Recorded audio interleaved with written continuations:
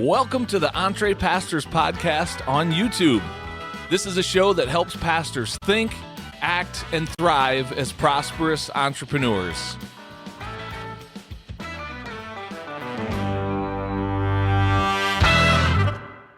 Well, hello there, and welcome to the EntrePastors Podcast on YouTube. I'm Jon Sanders. I'm one of the co-founders of EntrePastors, and in this episode, you're getting ready to hear from a returning guest to the EntrePastors Podcast by the name of Greg Reed. We're titling this episode, Pastoring in the Marketplace, because that's exactly what Greg is doing. He has an awesome story of making a really cool transition away from what we would call traditional pastoral ministry. He served in one church for 43 years as a pastor, and in the later season of his career, he transitioned into a whole new season of ministry that has him out in the workplace, literally Monday through Friday, working as a workplace life coach. That's what he calls himself. He has just a few corporate contracts that he's been able to sign with a couple local businesses in his community, and he gets so many incredible opportunities to coach people, to lead people, to pray with people, to minister to people, and just to have powerful conversations as a part of his contracted work as he's adding value to these companies. And he's going to tell you all about an upcoming certification course that he has where he's teaching other people to do the exact same thing, to go out and work in similar settings, providing similar types of value. And the cool thing about Greg's story, not only is he having an amazing impact, he also is thrilled that he's making more income now than he ever did in all those years as a traditional pastor. And so you guys have an incredible conversation coming your way. Without any further ado, let's hear from this conversation that Greg Reed and I had recently. Check this out. Well, Greg Reed, it is my pleasure to bring you into something. I think you and I might be making history in the moment, because I'm not just welcoming No doubt. to one podcast. I am interviewing you right now for three different podcast shows, and I don't know that that's ever been done in the history of podcasting. So thanks for being willing to make history with me today, my friend. Welcome to all three of these shows. Only time will tell if it was a wise decision, Jon. Well, here's the thing, man. Let me just, for all of our listeners, regardless of what show you might be hearing this on, I get the privilege of being a co-host of the EntrePastors Podcast, where we help pastors launch businesses of their own to, help provide better for their families.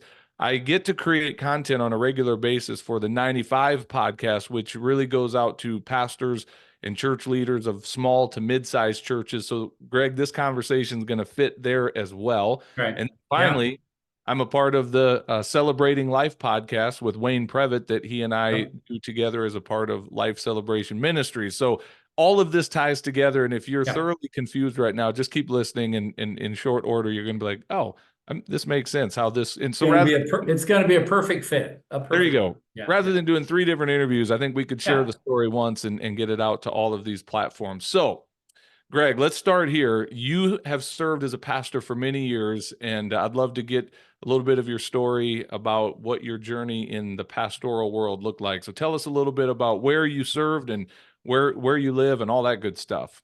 Great. Thanks so much. I really appreciate the opportunity to make history today. So yeah, thank you. So I started when I went to college, I was planning to be a medical doctor, and so did about 3 years of pre-med. And then in the middle of all that, God really got my attention, and I just sensed that I was not to go that direction. I knew it had to be something to do with helping people. It had to be something that would have to do with helping them live the best life possible. And so God redirected all of that. I ended up getting married, and then in seminary, came back to my hometown. So is the church that my wife's grandfather founded. And so he asked our particular tribe if they would place me in that local church. And so I served with him for 2 years, starting in 1978. He retired.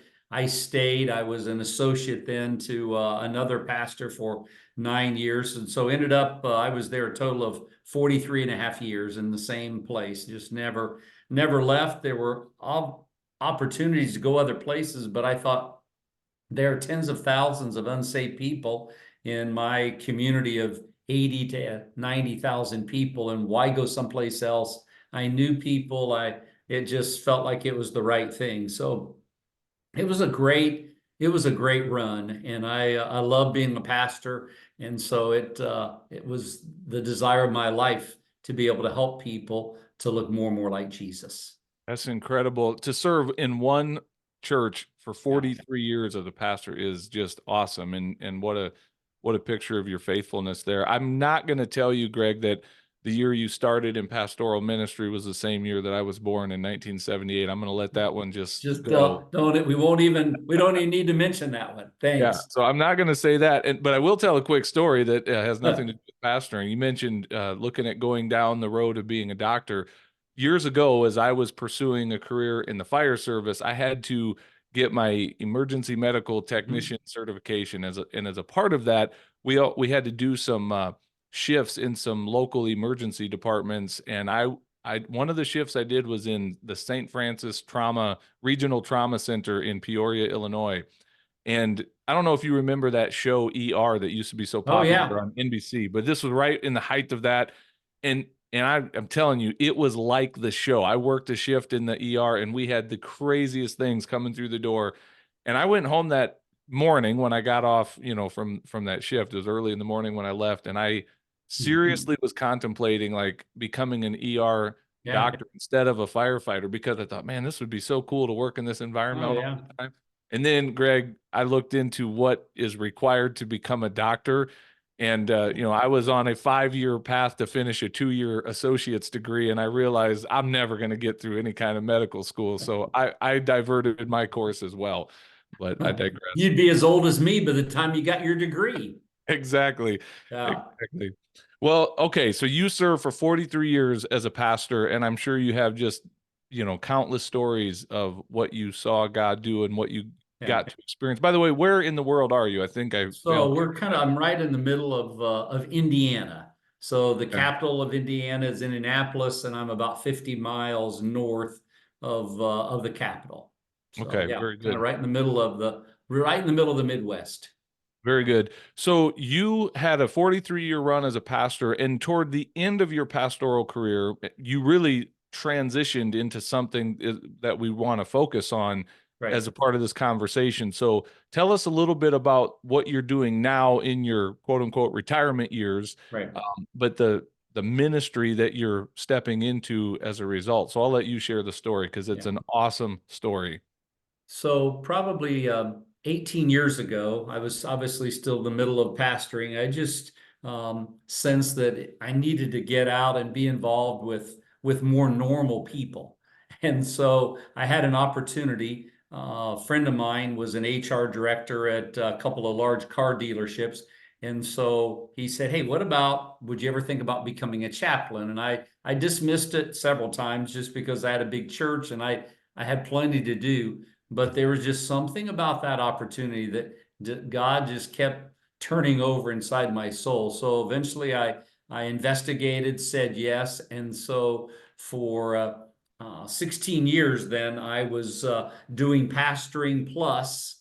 I was serving on my day off. I would take about 3 hours, 3 to 4 hours, and I would visit these car dealerships and one other Coca-Cola location that's a distribution plant in our city. And it just, Fridays then became like almost my best day. Hmm. And so I told the owner of that company, I said, "You've ruined me for pastoral work because I love this and I love being around people that don't know Jesus in an intentional way." So that really, laid the foundation so that when I knew that my pastoral ministry needed to come to an end and there needed to be a shift, I thought, what am I going to do when I grow up? And I looked into the whole thing about life coaching, where you have like one-off appointments. You and I would meet for 5 or 6 times, and then I would then you find another person to meet another person, because that was becoming more of a trend. I'd never even really heard of that. I knew about a chaplain, but I didn't really want to use the word chaplain because that seemed too churchy. So Hmm. I thought I've got to do something that people can connect with. And so I figured up that if I had 550 appointments in a year, if I charged $75 an hour, I would make all of $41,000. Mm, And my wife said, that's not going to work. mm. And then realized that the average life coach in America makes about $21,000. And she said, that's really not going to work. So I went to the company that I was doing my Friday gig with, and I said, I can't afford to work for you. I would love to be able to serve these companies, but I can't do it for $15, $16 an hour. And so they were gracious enough to say, hey, we're about the kingdom, so I can't say enough good about marketplace chaplaincy and all that they did to help me to launch into this new phase. So I went back to the business owners that I had been serving and said, hey, what if you just sign a contract with me? So I had to figure out how to do a contract, well, how to get insurance, started an LLC, started my own life coaching company, and then went to them and they said yes because I'd already had 16 years Mm. of history with them and they knew that it worked and they knew that it was a win for them and for their people. So that's kind of how that started. And then God opened up two other companies that had where I had relations because of the people I was already serving. They introduced me to someone else. And so then I ended up with basically four large companies now that are multi-state and working probably about 50 retirement hours a week. Mm. So I always, when somebody asked me today, said, hey, what's your plan for the future? I said, well, in 20 years, I want to cut back to 40 hours. So that's kind of my long-term vision I love it. is that. So yeah, it just because I was so in love with doing that and I just saw God do so much. I thought, man, for this new season of my life, I knew that I needed income and I knew that I wanted impact. And it has, John, as you and I've talked before, it has just been beyond my comprehension what impact that I've been able to have by doing this full time. And then I would say that my impact probably quadrupled and my pastoral income as a full-time pastor doubled. And Man. so just thinking about the potential of what can happen to people that are listening to this call, say, is it possible? Can you really make more than $21,000 that a life coach makes? Absolutely. Yeah. Well, Greg, when I first met you, you introduced yourself to me, or I was introduced to you as a workplace life coach. And in a minute, I want to drill down into that, Yeah. why you steered away from the word chaplain, because I could not agree more. Yeah. I think that's wise in our culture. But you packaged yourself as a workplace life coach. And what you're essentially doing is pastoring in the marketplace, and you're getting paid way better than Yeah. normal pastoring gets, and you're not having to deal with so much of the junk that normal pastoring has to deal with. So for everybody in all three audiences listening to this, I just want to pause and kind Yeah. of bring a summary. One of the things at EntrePastors that we celebrate is that business is ministry, that we often think of ministry in this very rigid term of it's a calling to work as a vocational pastor in a church office behind a pulpit. And being out in the marketplace is just as valid ministry, oftentimes even more effective than serving in that traditional vocational pastoral role. And we really want to free pastors in their thinking and give them that Yeah. permission to go out and earn a little bit better Yeah. income, not necessarily leaving pastoral ministry, but doing something in addition to. And Greg, why I tell your story to so many pastors is because I see it as such a lateral move to get the Yeah. leaders in the Church of Jesus out into the marketplace where we I know. probably should have been all along to begin with, rubbing shoulders with normal everyday people. And like, not only are you doing it, every time I talk to you, Greg, you are so inspired with stories of recent, Oh, conversations you've had, and you're getting paid very well to do it, to yeah. serve in a corporate setting as a workplace life coach. Yeah. So let's drill down into this first. Let me go here first. Say more about that difference. Like I heard you say for those 16 years that you were still serving as a full-time pastor and then also kind of doing a little bit of part-time chaplaincy work. Fridays just became a joyful day for you. Like, what is it about serving out in the marketplace Yeah. that just felt kind of different than what you were Right. very accustomed to serving inside the church world? Yeah, great question. I mean, I described to my congregation when I was in that period where I said, hey, in 4 months, I'm going to be leaving pastoral ministry. I said, I've been operating a Jesus restaurant and running a Jesus restaurant for the last 43 years. Now I'm going to operate a Jesus food truck. And I'm going to be able to take the message because the passage, John, that messed up my life was Luke 10, where Jesus sends out, one translation says 70, the other translation says 72. And they were to go out as advance men. And it was 2 by 2. So when I preached that passage, I said, it's like Jesus sent out 35 food trucks. And there were 2 guys in each street. There was a driver and a passenger. And he said, go to those homes, park in their driveway, and stay there and build a relationship. So, I mean, the things that happened on Friday, part of it was that I started, I had a little grandson that was born, and 8 weeks after he was born, I started taking him with me to make visits. And all of a sudden, I became extremely popular. And I didn't really look any better or smell any better, but man, they loved having a child. And so then he went to school. His sister came along, 8 weeks old. I started carrying her into the dealerships, to the locations, and it was just, I mean, it's like that's where life was happening. Hmm. And at some point, I want to tell you about last week. I had a 48-hour window that I think was probably one of the most exciting 48-hour windows that I've certainly had in the last 2.5 years, maybe ever. Well, tell And me about it. Let's go. That sounds so awesome. it's just, I mean, so I start out early in the morning. One of the companies that I serve, they have a safety training meeting at 6:30 a.m. That's not the win, but I always attend that because I want to be able to see as many people as possible. And then I took a trip to the landfill with a truck driver, and I rolled down my window so I could take a picture and send it to my wife. And I said, "Here's my breathtaking view this morning." And I said, it's literally taking my breath away.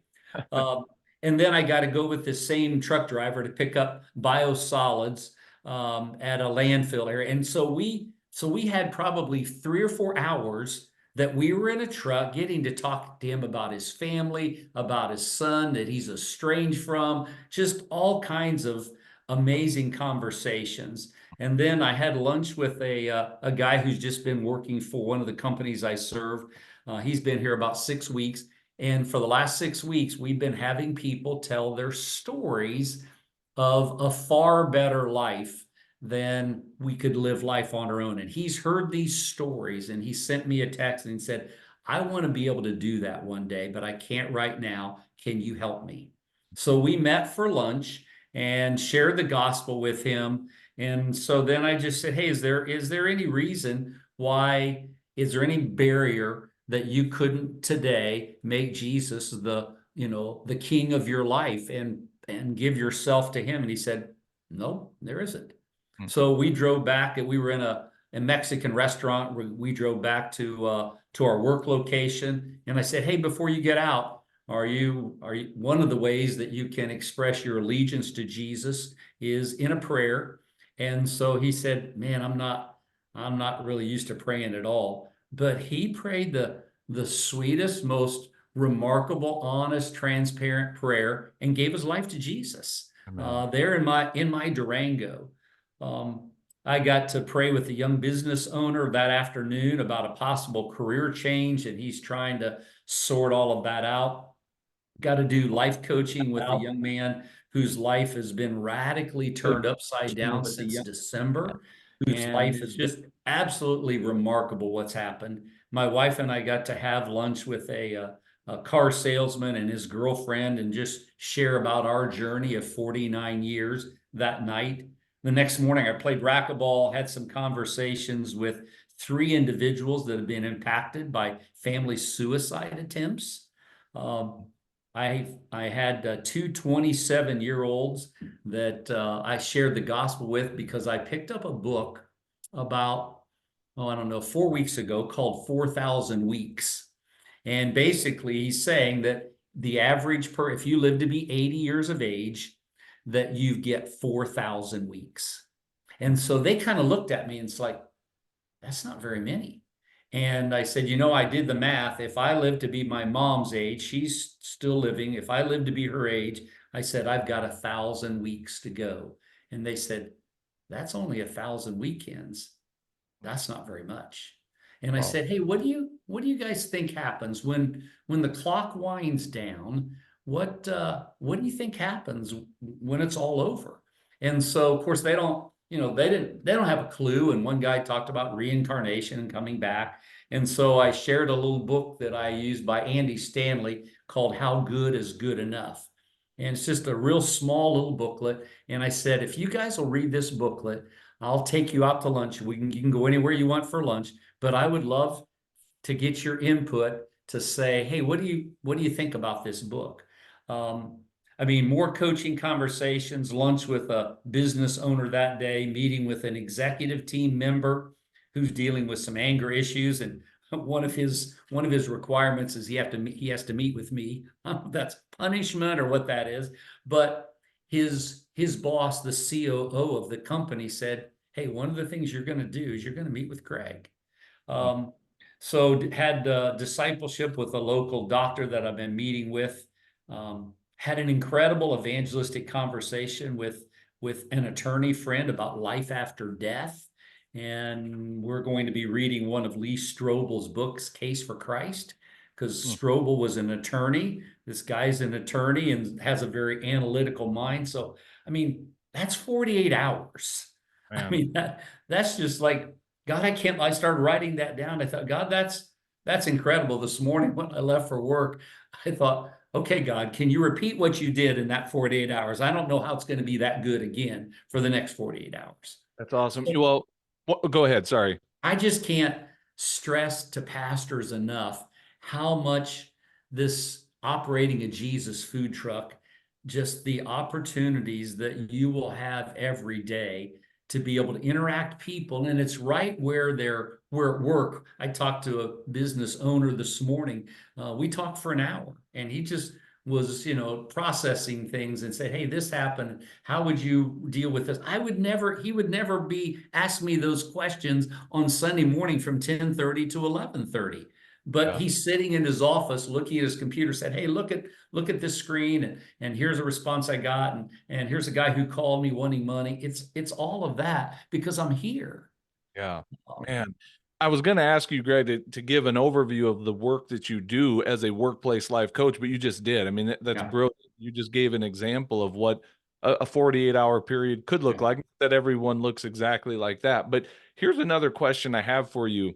You're not showing up. I'm not hearing you say that you're showing up as a chaplain or Pastor Greg, or you've got your priestly robe or collar on, or your big cross necklace. Like, that's not really how you're walking through the doors. Clearly, your heart is to bring Jesus everywhere you go. And we understand that, but you're not showing up that way. And I need people to hear that. I need pastors to hear that this is not Greg out just blowing up a workplace with a bunch of tracts and in your face evangelistic conversations. How are you, for lack of a better word, how does one sell this to a corporation to say, what value am I adding to your workplace by having me on staff or on contract? You're not on staff, but you're contracted by these corporate, settings. What is the value that you're delivering to them? Yeah. And I think that's a good point, John, that I'm not an employee of any of these four companies. So I'm a 1099 for those in the US, 1099 contract worker. And so I don't, because of having, Medicare and other things, I don't need insurance. I don't need benefits. So it's just like, hey, here's what I think it would cost you if I work, half a day a week, if I work 3 days a week, 2 days a week. So I think there are really four, if you can think about a square, there are really four quadrants in the square. One is this whole thing about basically, let's see, what's the word I want to use? Life mentoring. So that's one piece. And that's really this ministry of presence. It's everything a pastor does. If you were starting a new church, you would just spend your time getting to know people. Mhm. And probably eating with people and praying with people. That passage in Luke 10, he begins with pray that the Lord of the harvest would send workers. And it's like the Holy Spirit said, Greg, you have to be one of those people. And then he talks about, eating with people. And so, though I think the secret sauce in that whole thing of life mentoring is I had lunch with two guys today. It's their very first day on the job at the company where I am right now. And so I had an hour and 15 minutes to talk to these guys and then to pray with them. And so just a great opportunity because of food and because of praying. So if you say, Greg, what do you do all day? It's really walking around, having conversations. And when something comes up that I say, hey, is it okay if we just pray about that? I mean, nobody ever says no. Yeah. Sometimes they'll say, if you want to, and I say, I'd love to. So that's one piece of the square is the life mentoring. Another piece is life planning. So I use a tool that Zig Ziglar developed. That he has a wheel and it has 7 spokes on it. So it's the mental spoke, the spiritual spoke, the financial spoke. There's 7 domains of life. And so I help people to develop a life plan. This one young truck driver that I referred to earlier, we're walking through that together, and he's right now working on developing his budget because he's never really had a budget. Well, that's the financial spoke. So there's life mentoring, there's life planning using the wheel of life. Then there's really life as a leader. I've gotten to do probably 14 different um, small groups with leadership teams around just one book called The Way of the Shepherd. It's a parable about leadership using the principles of a professor and his grad student and sheep. And so I've done probably, I would say, 14 of those groups in the last 2.5 years. And so that's given me a chance to find out about people, to ask questions, to learn where they grow up. So life mentoring, um, life planning, life as a leader. And then the fourth piece would be life celebrations. I've had hospital visits when babies are born. I've done a number of weddings and a number of funerals. So those things are happening. So the return on investment would be saying to you as an owner of a company, what if you had somebody that was caring about your people and was available to them 24 hours a day, 7 days a week? Yeah. And so I mean, it's the same as a pastor signs up, right? As you as a pastor, you're available. And so you're just saying to these business owners, hey, what if I walk alongside of you? I want your people to thrive at work and in life, and I want to help them with that. How can I help you to deal with the brokenness of this world by walking alongside of people? And what I want our audience to hear is that for a business, that is, I mean, that's almost invaluable to create an environment among our staff and our employees that causes retention, that causes our Yeah. company to be a place people want to stay. They feel cared for. They're not just going to go down the road for $1 more an hour, and that's huge. That actually has a real impact on the bottom line. Yeah. So there's a business element to this that is truly providing value beyond the actual, impact of life on life ministry, but it's providing value to the bottom line of a business as well. Right. And therefore, you can charge a rate like a professional Yeah. consulting coach type of an individual coming into a corporation, charging corporate rates to provide those types of leadership Mhm. tools and life help tools to their people. Also, Greg, here's another thing I want our audience to hear. This just clicked with me. I've had many conversations with you, and this has never dawned on me. Comparing kind of what you're doing now as a workplace life coach to all your years of pastoring, the people you're serving now have way more access to you than the people that were in your church who came, 1 hour a week, or, maybe they saw a pastor a few more times outside of Sunday morning. But what you're doing right now is seeing people day in and day out, Right. through the week, through the work week. which has an incredible, you know, a lot more presence than just Yeah. normal pastoral ministry. So on so many levels, Greg, what you have built is just brilliant. And I love the entrepreneurial spirit of it. You went into business on your own and started this thing up. And here's the thing I want to kind of guide us to. You and I are getting ready with Wayne Previtt and Life Celebration Ministries. We're getting ready to roll out a certification program where we're going to train and certify other Great. people to go do exactly what you have done. Yeah. Because this is not like a slice of pie where, well, Greg has a few clients, therefore there's nothing left for anyone else. It's like No, it's abundant. The it opportunities is. are abundant. Pastors are just ideal candidates to go do what you've done because of their heart for ministry and their all the qualifications they've been building up over years of pastoral Yeah. ministry.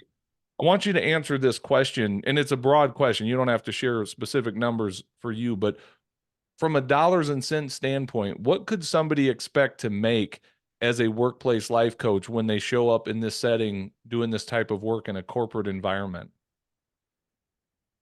So I have three different levels of contracts. One is a kind of a half day contract where I'm with a company for 5 hours. And again, it's flexible. The thing that's so great about this, if you're still pastoring, which I was for those 16 years, I was able to do it on my day off. I could do it, at night. I could, same thing as being a pastor. So, and then so basically for a day, if you say, hey, I'm going to work a day a week for a year. My contracts are worth $25,000 for one day.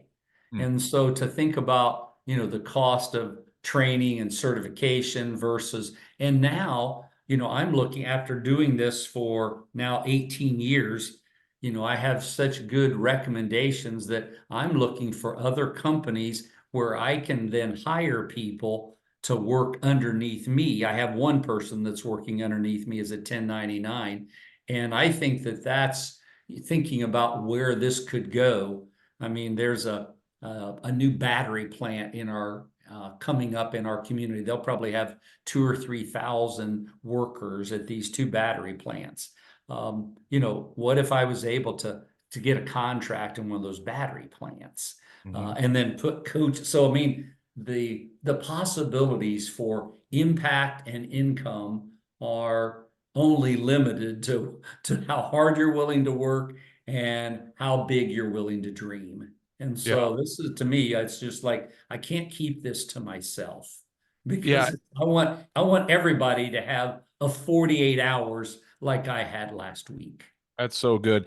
And by the way, I want everyone to hear this as well. It's just a number, right? Because Greg, you could go double that number that you just said and Right, say, my contracts are $50,000 to have me on site one day a right, week to have these types of conversations and provide right. these types of services.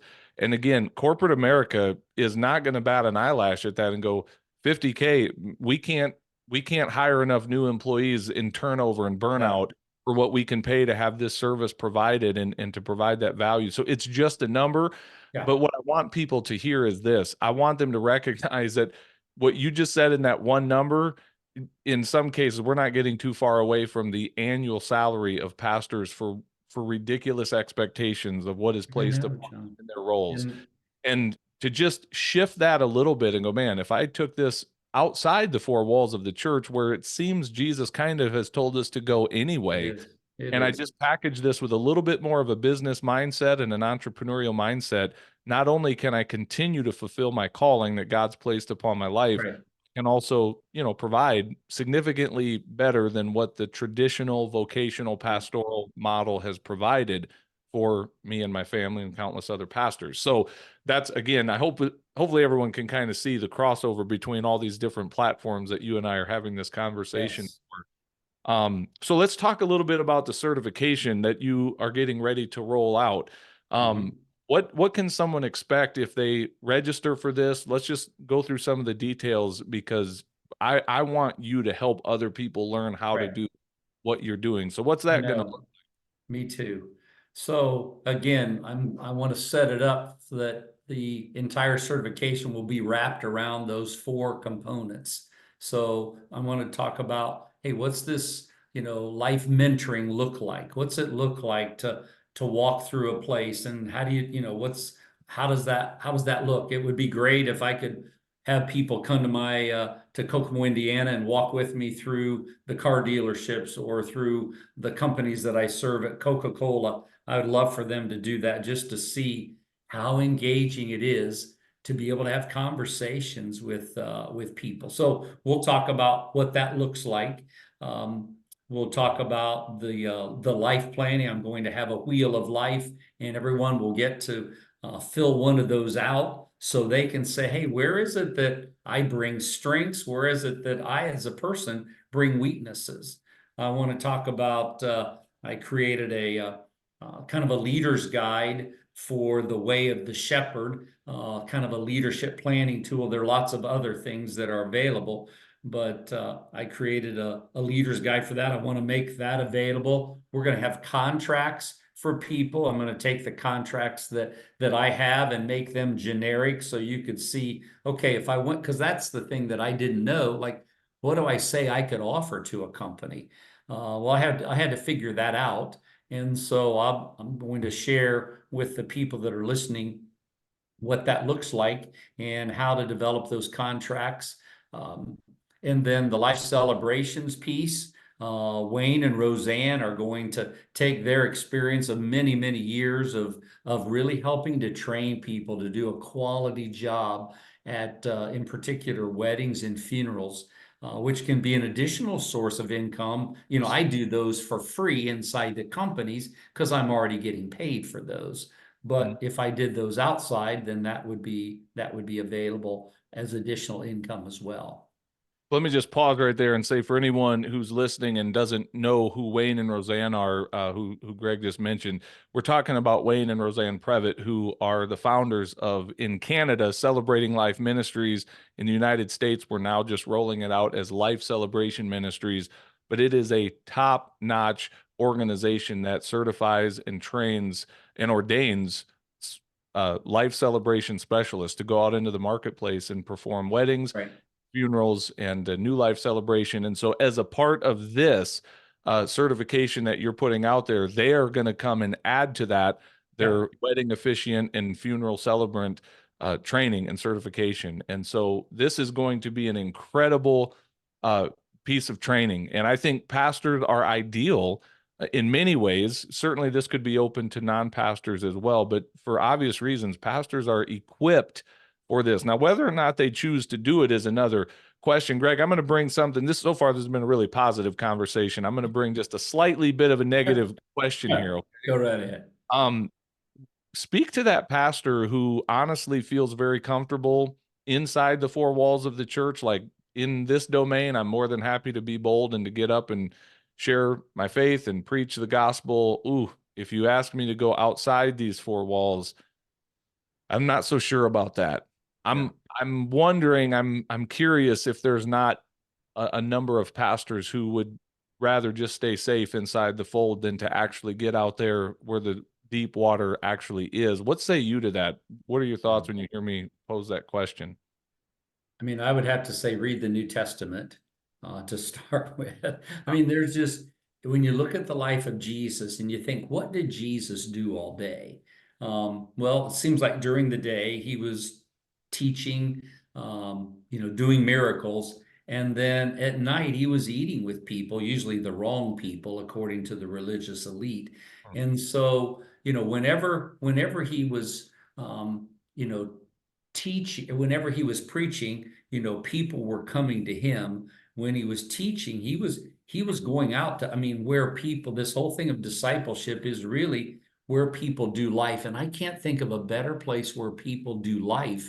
And to say, how does faith get integrated? I think that's maybe the missing piece, John, is that when people come on Sunday, it's isolated from the fact of what do they do Monday through Friday. But when you're able to engage in their Monday through Friday, then it's like, helping the business owner to say, okay, what would that look like today? What's it look like in your business right now? So I just think it's much more of a direct And it just, the results are so much better that we can help these business leaders rather than think that there's some divide between Sunday morning and the rest of their week. We can help them see, man, there's no divide. All of life is sacred. All Yeah. of life fits under God's domain. And so I think that, a lot of pastors are comfortable with that. I just couldn't be comfortable. And so I don't know how to stir up their heart other than to say, man, look at the Gospels. Look what Jesus, I mean, even the Apostle Paul, he talked about, I didn't want to be a burden to any of you. So I worked. And so you didn't have to pay me. So I think there's lots of examples throughout the New Testament where people were working alongside of doing ministry. Yeah. And because it's all, I mean, to me, it's all ministry. And you said something a little bit ago about the pastor, like I get to do all the stuff that I love to do about being a pastor, but none of the bad stuff. I mean, I Yeah. don't have to do any of that. My nights are open. I don't have committee meetings. I don't have people whining about the color of the carpet or the seats or we change the time of the service. I don't have any of that. It's just, I get to preach some on weekends, but I don't have to deal with any of that. And it is so freeing and refreshing to think that, man, I get to take all those skills. That's why I think pastors are so well suited, as you said. I think they're the perfect person if they love God and love people. Then I just think they're the perfect candidate to say, man, how do we get this gospel out? Billy Graham, earlier in his life, said that he felt like that the next great revival in America would take place in the workplace. Mm. And so I wanted to try to distinguish this whole thing of a life coach, which sometimes can be more of a counselor person, I will use the word workplace because I wanted people to know that's where I'm doing this life coaching. It's inside the workplace, not in an office somewhere where people come and they do 4 or 5 sessions and then they're, on to the next thing. Well, it's brilliant, Greg, and I literally mean that. And I'm so proud of you. I'm so glad to get to call you my friend, and I love seeing the journey that you're on. Here's what I think I'm going to do as we get ready to wrap this up. Just because this is going out to multiple platforms, and I don't know exactly when it's going to air in all of them, and also because this is going to live on for quite a while, hopefully on the internet, I'm going to give a website where people can go. I'm not going to give specific dates or costs because those things are Okay. subject to change as we continue to grow this thing. But here's what I'll say: the training opportunities are limited. We don't just do these every single day. So Right. if you're hearing this and you're at all interested, I'm going to challenge you to go to lifecelebrationinstitute.com. Lifecelebrationinstitute.com is the URL. And there you will find a link with the dates that have our upcoming training and the Okay. ability to get registered for that, as well as the cost and everything else with that. If you're in Canada, I would say go to lifecelebrationinstitute.org. But either way, you will get Okay. the training's going to be the same, the dates are going to be the same. So either one of those will get you to the right place. Mhm. And Greg, I want to ask one last question as well, maybe two last questions. One is if anybody wants to follow up with you directly, and they're hearing this and they're like, man, I just want to talk to Greg and pick his Right. brain about something. What's the best way for someone to reach out and connect with you? Yeah, I would just if you can put in the show notes or whatever, my email address, that would be fine. And it's Greg, Greg, at thriving365.life. There you Greg go. at thriving365.life. All right. So that's awesome. And then here's my last question for you. And you can take this anywhere you want. I'm just going to toss you a softball pitch and you can knock it out of the park. First of all, is there anything else that you wanted me to ask you that I forgot to ask you, or or what encouragement would you give to a pastor that's listening to this going, man, I'm on the fence. I'm thinking about it. It sounds exciting. I just don't know. And you got to encourage them. What would you say to them? I think if you're a pastor, or even a business person, you think I've got an eye problem. I'm not realizing the impact that I want to realize. It feels like I'm stuck and my income is just not where it should be for our family, for us to be able to live the kind of life that we want to live, to make a difference, to give resources away. I mean, I want to give away a lot of money. And so, because I just think there's so many things I want to invest in countries where I've served and with people that I love. And I need resources to be able to do that. And I want to be able to have thousands of employees that have someone walking alongside of them, helping them to thrive. Because I know, John, that quality of life equals quality of work. And I just know that as a business owner, they're really struggling because so many of their people are broken. And if we can walk alongside of them and help them in their brokenness, then I really think that we can do something pretty spectacular for moving the needle in the marketplace toward a redemptive and wholesome and thriving economy. And so I want to be able to help as many pastors as possible. And I think we're so well suited. I mean, I didn't have to learn a whole new set of skills. You interview a lot of people that are doing different stuff, whether it's power washing or financial planning, lots of different things. I didn't have to learn all of those things. I already was able to take my love for God and my love for people and say, what would it look like to use that in a marketplace setting? So I just think it's the ideal environment, in particular for pastors, and that's really where my heart is. I mean, I want anybody that has, that wants to have impact and needs more income, but in particular, pastors are just, because I was one of those guys and I'm still doing that. It's just, I think I'm doing it in a way more effective. I mean, for my wife and I, maybe this will be the last thing I want to say. For my wife and I, we just, at night, we look at each other and we just say, how is it that we get to live this kind of life? I mean, it is so enjoyable. We have 7 grandkids. And we just love life, and our evenings are fun together. Our weekends are fun together. So, I mean, it's just, if somebody said, Greg, if you could go back to any other age other than 72, would you do that? I'd say absolutely not, never. I love, this is the best life I've ever lived. I mean, it is just so engaging and so fun. Every day I get up and say, man, God, we're on this amazing adventure today, and I can't wait to see what he has in store. I love it, Greg. I'm so proud of you. Love your story, and I hope that we get to share that with a ton of other pastors. So thank you. I hope we did not exhaust you in making history as we have made today, recording for 3 podcast platforms all at the same time. I need to go take a nap, but it's been awesome making history with you, my friend. It has, and I just want us to be able to help as many pastors as possible. John, I know this works. It's not some theory, or it's not something that I've not tried. It really does work, and I just love it, and I want to help as many people as possible. Well, hey, thanks for watching this episode of the EntrePastors Podcast. Make sure you hit that subscribe button so you can be notified every time we release a new episode. If you'd like to get connected to other pastors who are learning to think, act, and thrive as prosperous entrepreneurs, then we invite you to check us out on Facebook. Just search for the EntrePastors Connect group, answer a few of our simple questions there, and we'd love to include you in the conversations. And if you're really ready to go to the next level, then we invite you to join our EntrePastors membership community. When you become a monthly subscriber, you will receive access to courses, exclusive community, and coaching that will help you along in your own EntrePastors journey.